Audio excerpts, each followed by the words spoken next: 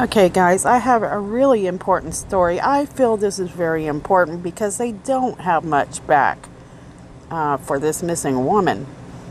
We've all heard the stories about living in Chicago, especially Chicago, Illinois. It is not pretty. It's not easy. It is a difficult place to, it's kind of like the Hunger Games. You're out to survive. Some people might say, well, how do you know these things? Because when I was younger, I grew up in the ghettos. I come from a poverty-stricken family, and I know it is not an easy place to grow up. You have to worry about thieves. You have to worry about drug dealers. You have to worry the crazies. Then on top of that, you have to worry about the addicts and child molesters and people that you thought you can trust but cannot. It's an obstacle of craziness, and whoever finishes at the finish line lives. I look for stories that aren't covered, that people don't want to cover, because that people don't care about these people, but I do, and that's what I'm here to do, is share her story. But this one gives me a really bad feeling. So anyways, I'm going to try to pronounce her name. Forgive me if I cannot say these names. So Chaunti Bryla, which is 43 years old, was last seen March 14th, 2019. So that's just recently. So Chaunti was last seen at her home on 35th Street and Bennett Avenue. Now, according to her aunt, it seems that she thinks that her niece left in a hurry because she left behind milk and other perishable items that were not returned to the refrigerator. Her family also says it's unlikely for Chaunti to let a day go by and they not hear something from her. When they did call police, they said her phone was untraceable and the bank account has been emptied, which included her recent income tax return. And according to her family, they say that the money's been taken from her bank account from 6 or 7 locations, including stores, banks, and ATMs on Chicago's south side and the south suburbs. Now, she's being described as Chaunti is a African American woman with a light complexion, with brown hair, brown eyes. Height is about 5'2". Weight is around 200 pounds, and she has a tattoo of a heart on her ankle. Most importantly, she has an 11-year-old son who needs his mother. Chaunti has medical issues as well. She has diabetes and high blood pressure. If you see her, police say to call 911 or the Chicago Department's area of South Special Victims Unit at 312-747-8274. But since this story has captured some attention, there's been some new information come up. Police have now put a face with who they think might have had something to do with it. So Marvin Bailey, 33, can be seen on surveillance cameras at several ATMs withdrawing money from Chaunti's now empty bank account. Now, what confuses me about this is they're saying that this guy, he is Chaunti's son's older brother. So Marvin is described as a black male, 5'8", 175 pounds, and he has a tattoo on his neck that reads Kyron, or Kyrion. He already has a warrant out for parole violations. So, guys, if you live in the area, share this video, get the word out, help these people out. Okay, so I took to Facebook to see if I could give you an idea of who she is. She loves her family, and that is very evident.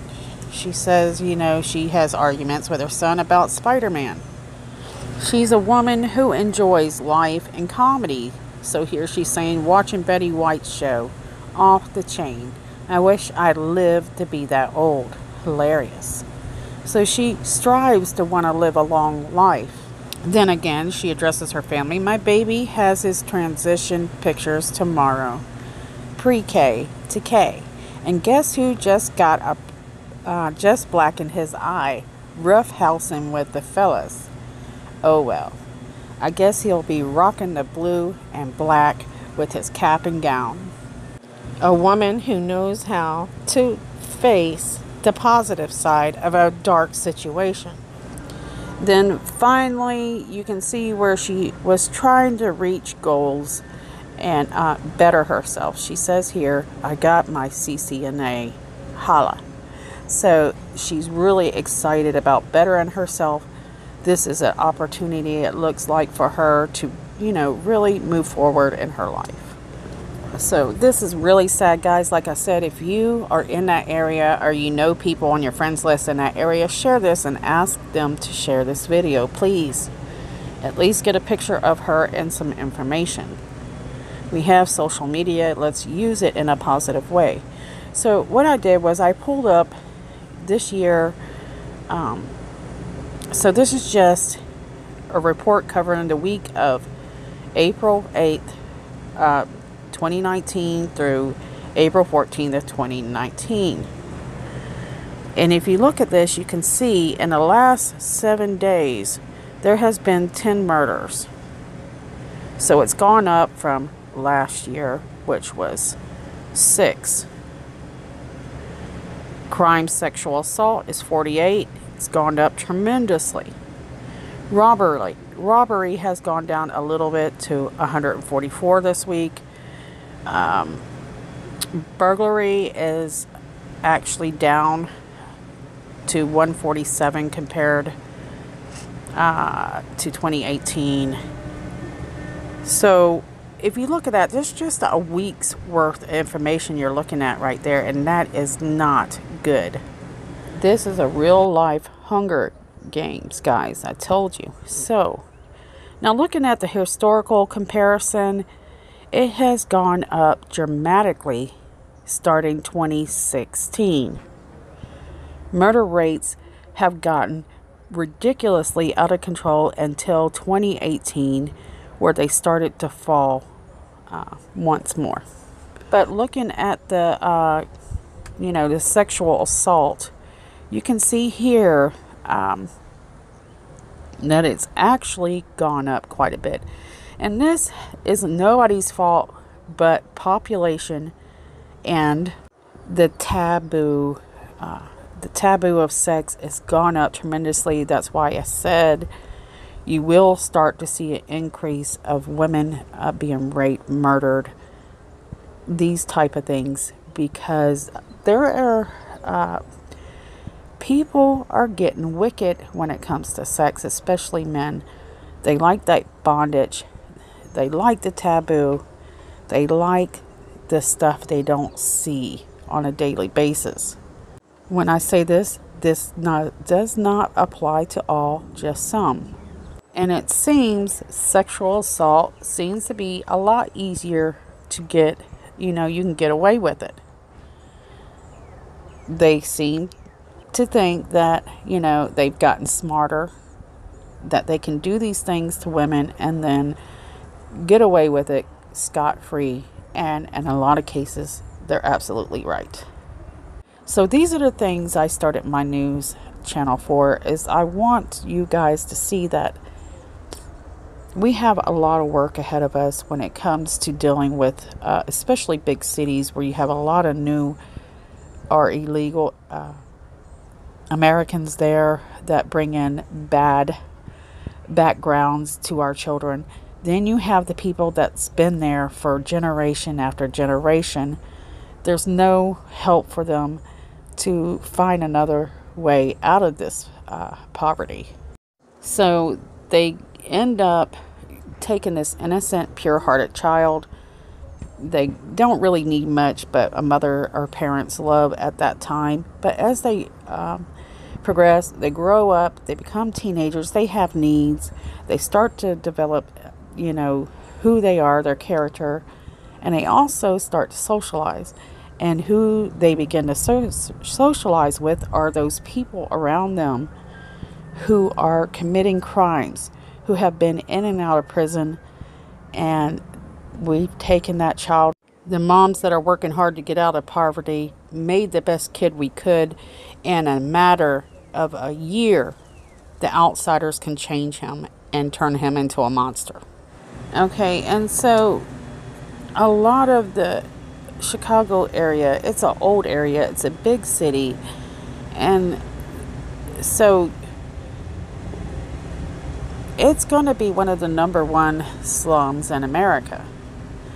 But how do we fix this sort of thing and prevent these cities from getting any worse?